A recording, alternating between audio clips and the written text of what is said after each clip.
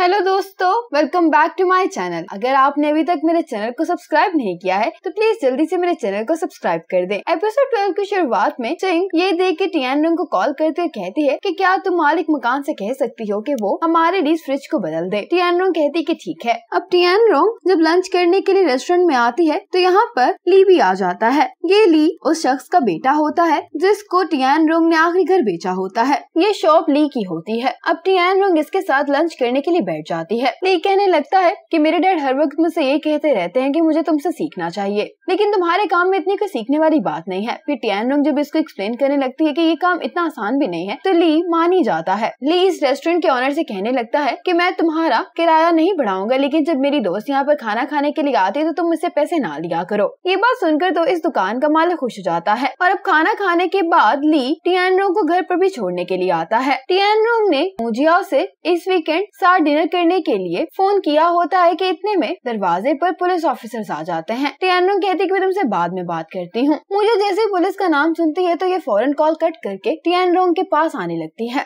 अब police officers टियानरोंग के घर की जब तलाशी लेते हैं तो यहाँ पर बहुत सारे पैसे मिलते हैं, जो देखकर टियानरोंग भी बहुत हैरान होती है। पुलिस ऑफिसर इसको बताता है कि इसकी किराएदार ने किसी के पैसे गबन किए हैं और इसीलिए अब टियानरोंग को भी पुलिस स्टेशन आना पड़ेगा। जब टियानरोंग पुलिस स्टेशन में होती है तो मुजिया भी इसके पास आ जाती है। अब अपनी स्टेटमेंट रिकॉर्ड करवाने के बाद मुजिया और टियानरोंग घर वापस आ जाती हैं, लेकिन पुलिस ने टियानरोंग का घर थोड़े अरसे के लिए सील कर दिया होता है। इसीलिए फिर मुजिया टियानरोंग को अपने घर ले आती है। घर पर आने के बाद मुजिया टियानरोंग का मुंह ठीक करती है। फिर जब ये दोनों सोने के लिए लेट जाती हैं तो टियानरोंग कहती है कि मुझे आज समझ आ रहा है कि तुमने इतना महंगा घर रेंट पर क्यों लिया हुआ है, क्योंकि फिर तुम्हें इस तरह के क्रिमिनल लोगों के साथ अपना रूम शेयर नहीं करना पड़ेगा। मुजिया कहती है कि अब तुम्हें इन सारी बातों को भूलकर सो जाना चाहिए। आज जब मुजिया ऑफिस में होती तो लिंचा इसके पास आकर कहती है कि तुम्हें कुछ इन्फॉर्मेशन ली गोंग को खुद जाकर बतानी है इस केस से मुतल्लिक, और ये को एक दवाई भी दे रही होती है। मुजिया कहती कि ये किसके लिए। लिंचा कहती कि ली गोंग को सोने में दिक्कत होती है तो ये उसी के लिए है, मेरी तरफ से ये तुम ली गोंग को दे देना। ली गोंग को समझाने के लिए उसका मेंबर आया होता है। वो कह रहा होता है कि कॉन्ट्रैक्ट के मुताबिक अब तक डॉन टावर की कंस्ट्रक्शन खत्म हो जानी चाहिए थी। अगर ऐसा ही चलता रहा तो तुम कॉन्ट्रैक्ट को तोड़ दोगे, और मैंने मिस्टर मू से भी बात कर ली है और वो कहता है कि इसमें सारा कसूर तुम्हारा है। अगर तुम इस बात को जाने दोगे तो वो भी काम दोबारा से शुरू कर देगा। ली गोंग को इस बात पे गुस्सा आ जाता है। वो कहता है कि इसमें उसकी गलती है तो फिर मैं क्यों समझौता करूं। उसका मेंबर कहता है मुनाफे के लिए मेरी बात मानो तो अपने जज्बात पर काबू पाकर काम शुरू कर दो, क्योंकि अब टावर की कंस्ट्रक्शन में और देर हुई तो इन्वेस्टर्स तुम्हें इसका जिम्मेदार ठहराएंगे और तुम्हें कॉन्ट्रैक्ट तोड़ने की वजह से इस पूरे टावर की इन्वेस्टमेंट का 8% फाइन के तौर पर देना पड़ेगा और तुम इतने पैसे देना अफोर्ड नहीं कर सकते हो। ली गोंग कहता है कि इतने पैसे तो मिस्टर मू के पास भी नहीं है, लेकिन अब ये मेंबर बहुत ही गुस्सा हो जाता है और कहता है कि तुम मेरी बात नहीं समझ रहे हो। ये कहकर ये यहाँ से चला जाता है। इसके जाने के बाद ली गोंग डॉन टावर के मॉडल को देख रहा होता है और फिर इसको भी गुस्सा आ जाता है और ये मॉडल ये नीचे गिरा देता है। मुजिया ली गोंग से बात करने के लिए इसके ऑफिस पहुँच जाती है, लेकिन जैसे ये ली गोंग के ऑफिस में आती है तो यहाँ पर सभी चीजें बिखरी हुई होती है। ये देखकर मुजिया परेशान हो जाती है। मुजिया ली गोंग को ढूंढ रही होती है तो यहाँ पर एक लड़का आता है जिससे पूछती है कि ली गोंग कहाँ पर है, तो ये इसको बताता है कि वो अभी तो यहीं पर थे, शायद रेस्ट रूम में गए होंगे। मुजिया इससे कहती कि क्या तुम मेरे लिए रेस्ट रूम को चेक कर दोगे कि ली गोंग वहाँ पर है या नहीं। ये वर्कर इसको बताता है कि ली गोंग यहाँ पर नहीं है। मुजिया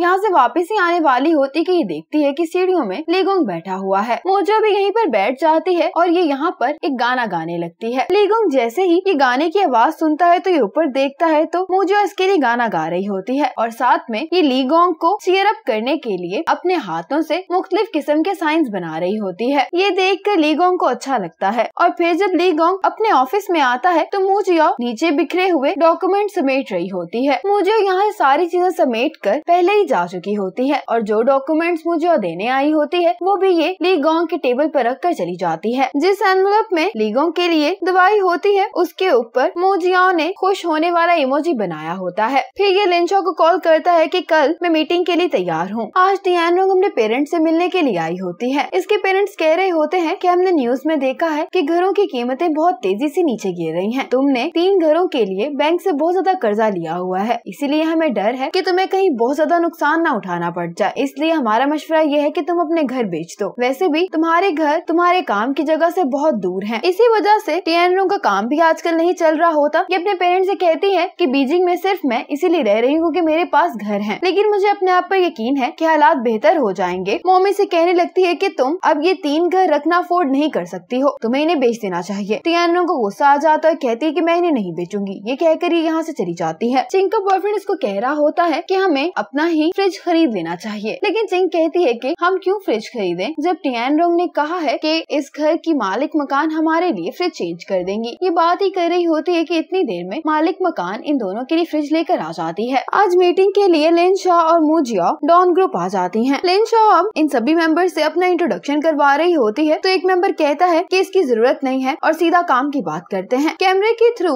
ली गोंग भी ये मीटिंग देख रहा होता है। इन्वेस्टर्स ने जिंडा ऑफिस को चेतावनी भेजी होती है कि अब कॉन्ट्रैक्ट तोड़ने पर डॉन ग्रुप को जुर्माना भरना होगा, लेकिन मुझे यहाँ पर ये बात कर रही होती है कि आप कॉन्ट्रैक्ट तोड़ने पर फाइन नहीं करें, बल्कि कॉन्ट्रैक्ट में थोड़े से चेंजेस कर सकते हैं हम। इस बात पर ये मेंबर गुस्सा हो जाता है और कहने लगता है कि तुम लोग इस मसले को हल करने के बजाय हमें समझौता करने के लिए कह रहे हो। इसका गुस्सा देखकर शाफी को भी गुस्सा आ जाता है। वो कहती है कि हमने अभी तक कॉन्ट्रैक्ट तोड़ा नहीं है। लिन शॉ के पास आकर कहने लगता है कि क्या डॉन ग्रुप कॉन्ट्रैक्ट तोड़ने का जो जुर्माना है वो अफोर्ड भी कर सकता है। शाफी कहने लगती है कि तुमने कहा था कि ये चेतावनी है। मुझे इसको कहती है कि तुम्हें रिलैक्स करना चाहिए, हम यहाँ पे मसला सॉल्व करने के लिए आए हैं। शाफी कहने लगती है कि इन्वेस्टर्स बहुत अच्छे से जानते हैं कि कंस्ट्रक्शन का काम क्यों रुक गया है, इसके बावजूद आप लोग डॉन ग्रुप को मजबूर कर रहे हैं कंस्ट्रक्शन का काम जारी करने पर। ये शख्स कहने लगता है कि हाँ, इस मसले के बारे में हम भी बहुत अच्छे से जानते हैं और हम ये भी बहुत अच्छे से जानते हैं कि मिस्टर मू और ली गोंग के दरमियान क्या मसला चल रहा है। मुझे कहती है कि आप किसी भी सबूत के बगैर कुछ नहीं कह सकते। तो ये आदमी मुझे कहता है कि तुम तो अपना मुंह बंद रखो। अब ये सारा कुछ ली गोंग और इसका मैनेजर भी देख रहा होता है। मैनेजर ली गोंग से कहता है कि क्या हमें जाना चाहिए, तो ली गोंग कहता है कि अभी नहीं। शाफी कहती है कि कोर्ट में तो मोडा ग्रुप और डॉन ग्रुप के दरमियान मसला चल रहा है, लेकिन आप अभी ये कह रहे हैं कि मसला ली गोंग और मिस्टर मू के दरमियान है। तुम्हारे पास इस बात का क्या सबूत है। अब ये दोनों ही इस बात पर बहुत ज्यादा लड़ाई कर रहे होते हैं। लिन शॉ शाफी से कहती है कि तुम रिलैक्स हो जाओ। लिन शॉ इनसे कहती है कि आप लोगों ने इस प्रोजेक्ट में इसलिए पैसे इन्वेस्ट किए थे क्योंकि आप लोग ली गोंग के पैशन को जानते हैं, इसीलिए मुझे लगता है कि आपको उसे बस थोड़ा सा और वक्त दे देना चाहिए। ये सब कुछ देखने के बाद मुझे सोच रही होती कि अभी जो कुछ भी हुआ वो सिर्फ एक ड्रामा था, जिसमें शाफी ने एक पागल भेड़िए का किरदार अदा किया है और ऐसा करके लिन शॉ ने वही कुछ कहा है जो वो शुरू से कहना चाहती थी। और अगर इस मीटिंग को किसी ने खराब किया है तो वो मैं और शाफी हैं। इन्वेस्टर्स इनकी बात समझ गए होते हैं, तो ये मीटिंग बड़े अच्छे से खत्म हो जाती है और ये जो भी कुछ हुआ होता है ये सारा इनकी प्लानिंग का हिस्सा होता है। फिर लिन शॉ कैमरे की तरफ देखकर ली गोंग से कहती है कि आपको हमारी इतनी अच्छी एक्टिंग पर खाना खिलाने के लिए लेकर जाना चाहिए। ली गोंग भी ये देखकर हंस रहा होता है। अब ली गोंग इन सबको खाने पर ले आता है। ली गोंग कहने लगता है कि आप लोगों की मेहनत की वजह से हमें थोड़ा सा वक्त मिल गया है और मैं मुस्तकबिल में आपकी इस मदद का बदला जरूर दूंगा। फिर ये लोग अपनी जीत को यहाँ पर सेलिब्रेट करते हैं। आज जब टियानरोंग अपने पुराने दोस्तों से मिलने के लिए आई होती है तो इसको बैंक की तरफ से कॉल आती है। टियानरोंग ने अपने क्रेडिट कार्ड्स का बिल नहीं पे किया होता, तो ये बैंक को कह रही होती है कि मैं अभी अपने होम टाउन आई हूँ, जब मैं बीजिंग वापस आ जाऊंगी तो मैं पे कर दूंगी। जिससे ये बात कर रही होती है वो मान जाती है इसके लिए। टियानरोंग काफी परेशान होती है। जब ये घर पहुँचती है तो इसके मॉम डैड आपस में बात कर रहे होते हैं। मॉम कह रही होती है कि जब आज टियानरोंग घर आएगी तो मैं इसे पूछूंगी कि इसके सभी क्लासमेट अपनी लाइफ में सेट हो गए हैं, सभी ने तकरीबन शादी कर ली है। मैं उससे पूछूंगी कि तुम्हें आज उनसे मिलकर कैसा लगा। लेकिन डैड कह रहे होते हैं कि तुम्हें टियानरोंग पर इतनी सख्ती करने की जरूरत नहीं है, वो वक्त के साथ ठीक हो जाएगी। टियानरोंग ये बातें सुनकर दरवाजा बंद कर देती है और ये घर जाने की बजाय पार्क में आ जाती है और इसी मोमेंट पर एपिसोड 12 खत्म हो जाती है।